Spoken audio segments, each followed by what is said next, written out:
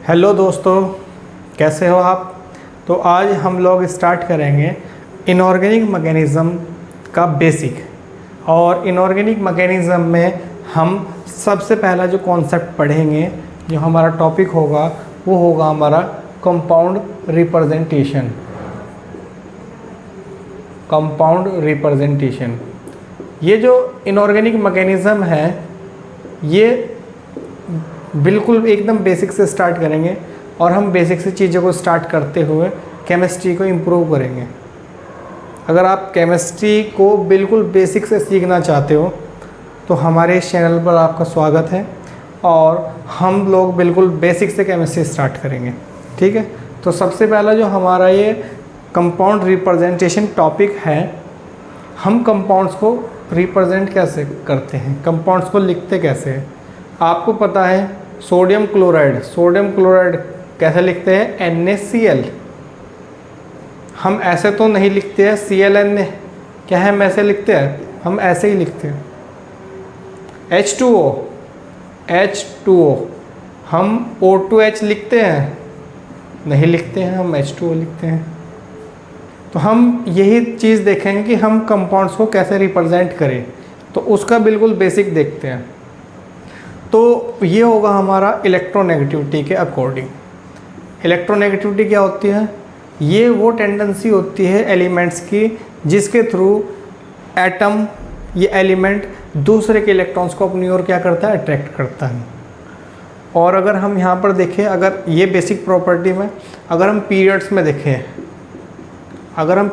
में पीरियड्स में left to right चलने पर इलेक्ट्रोनेगेटिविटी क्या होती है, बढ़ती है।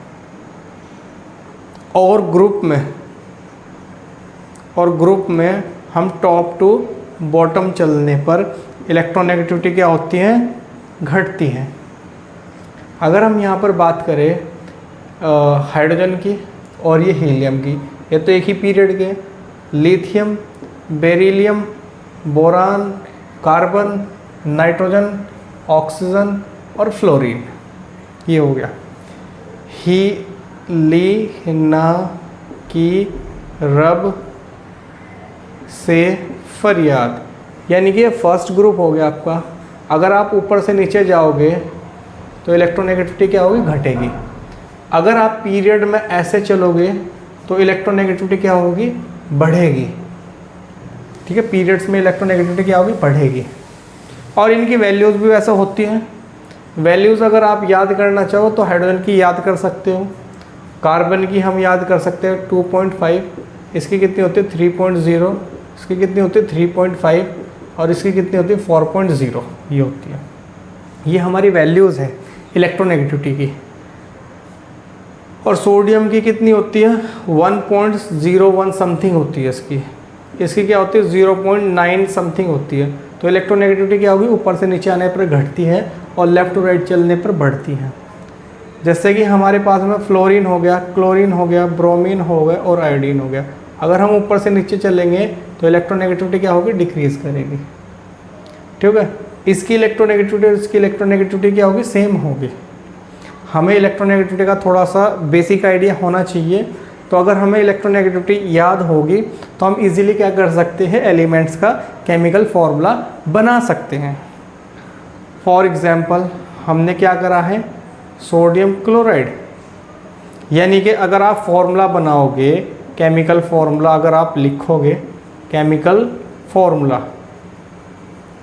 फॉर्मूला जो लिखते हैं हम A और B, यानी कि लिखते हम कैसे हैं, जिसकी इलेक्ट्रोनेगेटिविटी लो है सबसे पहले हम उसे लिखेंगे, और जिसकी इलेक्ट्रोनेगेटिविटी क्या है, हाई है, उसे हम क्या करेंगे, बाद में लिखेंगे। यानी कि लो टू हाई की तरफ हम क्या करेंगे, मूव करेंगे। ये हमारा केमिकल फॉर्मूले का एक बेसिक कॉन्सेप्ट होगा। इतनी बात क्लियर होगी। यहाँ पर देखो, सबसे पहले हमने सोडियम की इलेक्ट्रोनेगेटिविटी कितनी है 1.01। क्लोरीन की कितनी है, क्लोरीन की होती है आपकी 3 समथिंग होती है, आई थिंक कितनी होगी 3, ये हो गया हमारे पास में। Let me check. तो क्लोरीन की कितनी होगी 3, तो ये हमारा फॉर्मूला होगा। जैसे हमें H2O का फॉर्मूला बनाना है H2O, हाइड्रोजन की कितनी होती है 2.1, ऑक्सीजन की कितनी होती है 3.5। ये हमारे पास में फॉर्मूला हो गया। अगर हमें क्या बनाना है, कंपाउंड बनाना है, हमें क्या करना है, कंपाउंड बनाना है।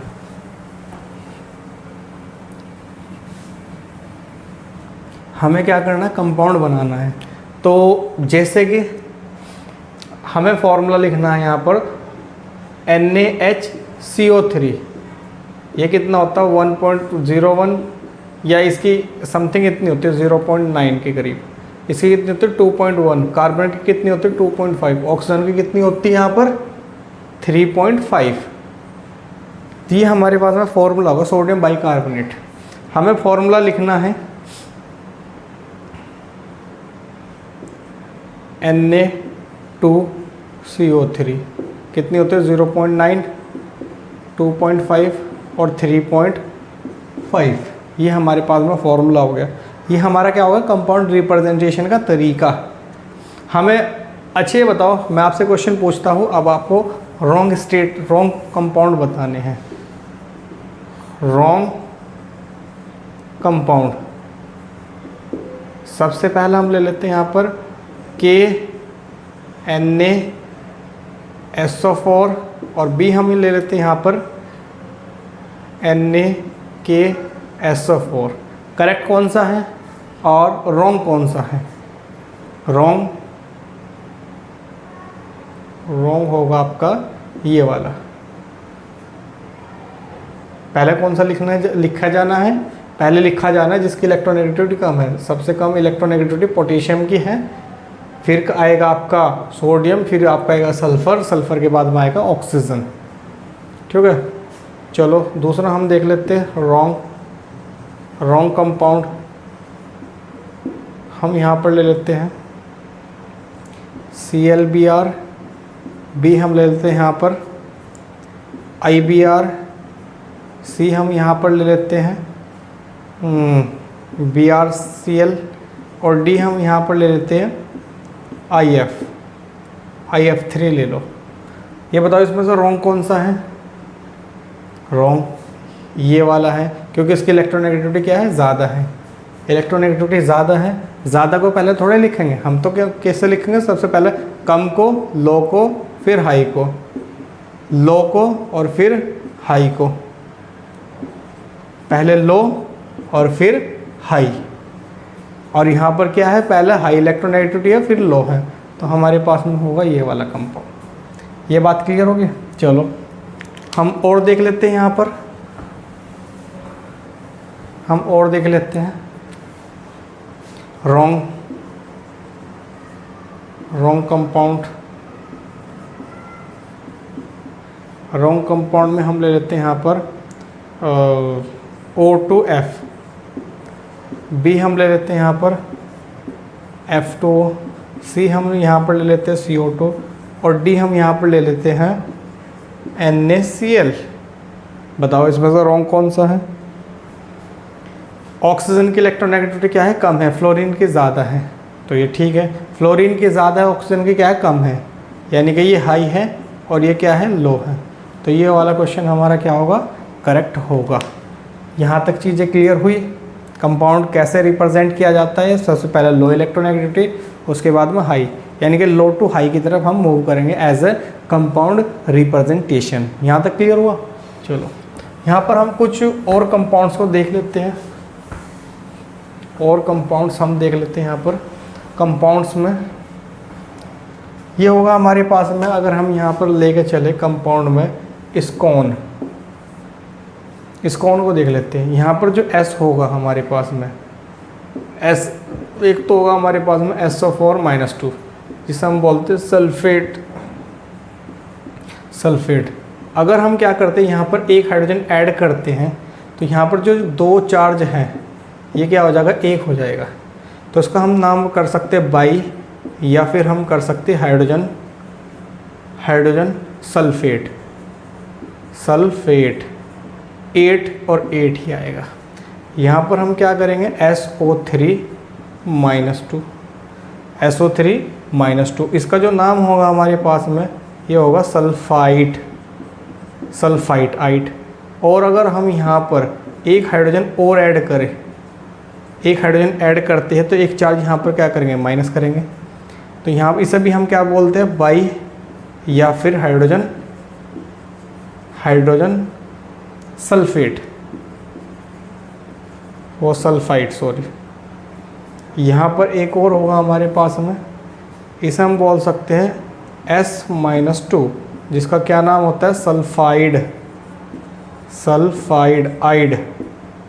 और अगर हम यहाँ पर करें HS-,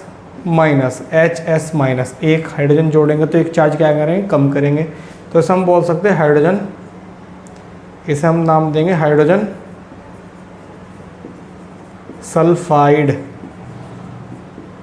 सल्फाइड। ये हमारे पास में S के क्या होंगे, कंपाउंड से, SS में कौन कौन से कंपाउंड आए हैं। ठीक है, अब यहाँ पर हम देख लेते हैं,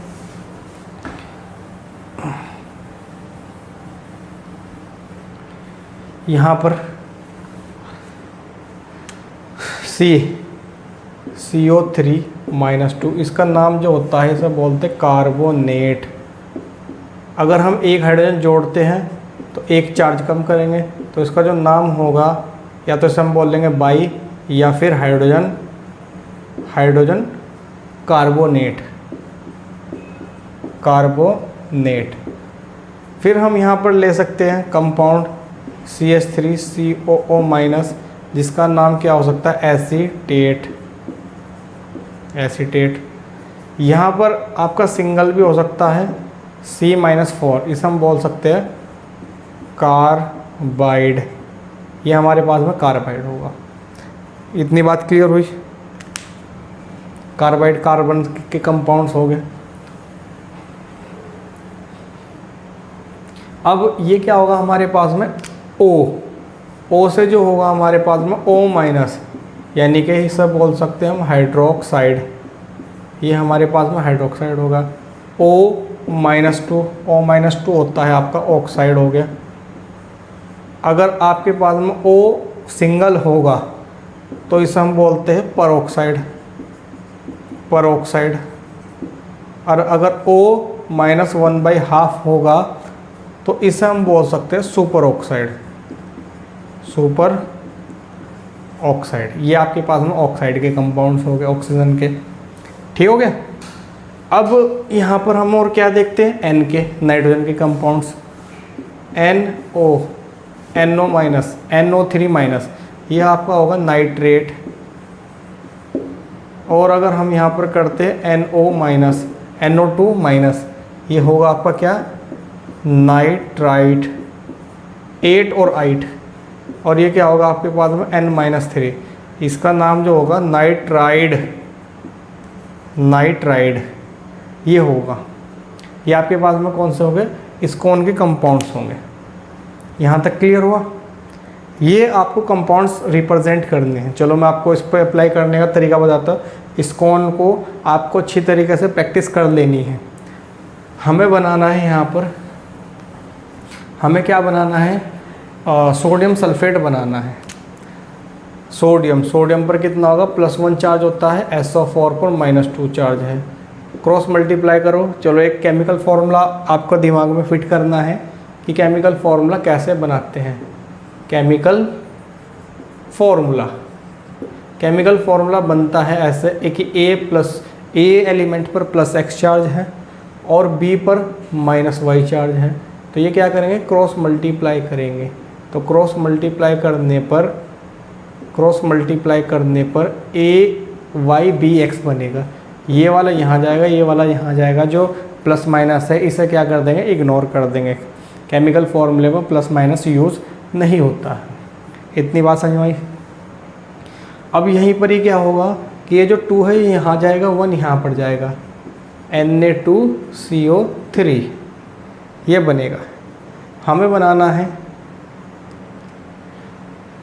पोटेशियम कार्बोनेट पर क्या होता है, -2, और पोटेशियम पर कितना होगा, +1। तो क्रॉस मल्टीप्लाई करेंगे, 2 यहाँ पर जाएगा, K2CO3। कितनी बात समझ आ गई। अगर आपको कंपाउंड बनाना है, केमिकल फॉर्मूला बनाना है, तो आपको क्या करना है, तो रूल फर्स्ट यानी कि नोट फर्स्ट में क्या करना है, दो कॉन्सेप्ट को अपने दिमाग में फिट करना है। एक तो होगा डिविजिबल कॉन्सेप्ट। डिविजिबल कॉन्सेप्ट क्या कहता है कि अगर किसी एलिमेंट पर ऐसा चार्ज है कि वो एक दूसरे से कट सकता है, तब हम क्या करेंगे, उस चार्ज को कैंसिल आउट कर सकते हैं। जैसे कि आपके पास में मैग्नीशियम है, मैग्नीशियम पर +2 है, ऑक्सीजन पर -2 है, ये 2, तो हम क्या करेंगे, दोनों चार्ज को क्या कर देंगे, 2 से डिवाइड कर देंगे दोनों को। इसे भी 2 से डिवाइड करेंगे तो 1 आएगा, इसे भी 2 से डिवाइड करेंगे 1 आएगा। तो आपके पास में MgO फॉर्मूला बनेगा। या आप जो फॉर्मूला बनाते हो कार्बन पर -4 और +4 और ऑक्सीजन पर -2, तो हम क्या करेंगे, दोनों को 2 से डिवाइड कर दो, इसे भी 2 से डिवाइड कर दो, इसे भी 2 से डिवाइड कर दो, तो C+2 ऑक्सीजन माइनस, तो 1 यहाँ जाएगा, 2 यहाँ जाएगा, तो फॉर्मूला क्या बनेगा, CO2। अगर आपके पास में क्या है, ये Al+3 है और नाइट्रोजन क्या है, -3 है, तो ये और ये, तो ये क्या हो जाएंगे, दोनों को 3 से कैंसिल कर दो, Aln। तो इस तरीके से जो फर्स्ट रूल है डिविजिबल कॉन्सेप्ट, उसमें आपको क्या करना है कि दो एलिमेंट पर अगर चार्ज ऐसा है डिवाइड करने वाला है, तो एक दूसरे से किसी पर्टिकुलर नंबर से क्या कर देना है, डिवाइड कर देना है। ठीक है, इतनी बात समझ में आई। अब दूसरा जो कॉन्सेप्ट है, दूसरा कॉन्सेप्ट क्या कहता है, केमिकल फॉर्मूला बनाने के टाइम पर नोट 2 में क्या होता है, इक्वल डिस्ट्रीब्यूशन। इक्वल डिस्ट्रीब्यूशन, तो इक्वल डिस्ट्रीब्यूशन में क्या होगा कि ये मान लो कि आपके पास में ए पर कितना है, +x चार्ज है, और ये B और C है, ये -y चार्ज है। अब बात ध्यान रखना, एक कॉन्सेप्ट में बता दूं कि अगर किसी के फादर के 2 लड़के हैं, तो उनमें प्रॉपर्टी किस तरीके से डिस्ट्रीब्यूट होगी। नियम तो यही है, यूनिवर्सल ट्रूथ तो यही है कि हर बच्चे पर इक्वल प्रॉपर्टी जानी चाहिए। होता नहीं होता इस तरीके से। तो अगर ये वाला कॉन्सेप्ट अगर हम अप्लाई करें, तो यहाँ पर हम कैसे करेंगे भाई, क्रॉस मल्टीप्लाई करने का तो हमारा केमिकल फॉर्मूला बनता है, तो हम ये करेंगे AyBCx, तो ये गलत है। यानी कि हमारा जो ये x चार्ज है, ये B को भी मिलना चाहिए और ये C को भी मिलना चाहिए ये। तो हम क्या करते हैं, जैसे हमारे पास में x + y है, हमें क्या करना है, इनको दोनों को मल्टीप्लाई करना, इसे भी 2 से करना, इसे भी 2 से करना।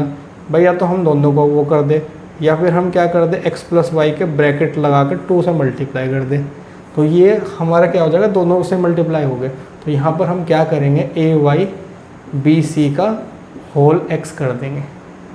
ये बात समझ में आ गई। ये सब बोलते हैं हम इक्वल डिस्ट्रीब्यूशन, ये इक्वली डिस्ट्रीब्यूट होगा दोनों के पास में। जैसे कि आपके पास में ये है Al+3 हो गया और SO4 -2 हो गया, तो ये 2 तो इधर चलेगा अकेले पर, ये 3 जो है ना सल्फर पर भी जाना चाहिए और ऑक्सीजन पर भी जाना चाहिए। तो ये क्या बनेगा, Al2SO4 होल थ्राइस। इतनी बात समझ में आ गई। चलो इसे नोट कर देना, ठीक है, अच्छी तरीके से प्रैक्टिस कर लेंगे इसकी। चलो आपके पास में क्या है, कुछ कंपाउंड्स को मैं बता देता हूँ यहाँ पर। जैसे कि हमारे पास में कैल्शियम बाइसल्फेट बनाना है, कैल्शियम बाइसल्फेट, ये -1 होगा, ये 2 हाइड्रोजन पर भी, सल्फर पर भी और ऑक्सीजन पर भी इक्वल जाना चाहिए। तो CaHSO4 का होल ट्वाइस। हमें बनाना है मैग्नीशियम बाइकार्बोनेट, मैग्नीशियम बाइकार्बोनेट, ये -1, ये +2, तो ये जो 2 है ये क्या करना चाहिए, इक्वली जाना चाहिए, ये इक्वली जाना चाहिए। तो ये आपके पास में फॉर्मूला बन गया। हमें बनाना है क्या है, एल्यूमिनियम हाइड्रोक्साइड, Al+3 हो गया, OH- हो गया, ये 1 यहाँ जाएगा और ये 3 दोनों के इक्वल जाएगा, AlOH का होल थ्राइस। ये ऐसा हो गया। ये कॉन्सेप्ट समझ में आ गया। इस तरीके से ये आपको फॉर्मूला बनाने में, केमिकल इक्वेशन में काफ़ी हेल्प करेगा। यहाँ तक अगर आपको देखना है, अगर हमें बनाना है जिंक, और ये बनाना हमें, ये ले लो आप बाइकार्बोनेट। तो ये क्या करोगे, 2 इक्वली जाना चाहिए ZnHCO3 का होल ट्वाइस। यहाँ पर ये आपके कॉन्सेप्ट हो गए। बात समझ में आ गई। अब इसमें हमें क्या करना है, एक कॉन्सेप्ट को और देख लेना है, यहाँ पर हीटिंग इफेक्ट ऑफ कंपाउंड्स। यहाँ पर हमारा एक कंपाउंड्स और होगा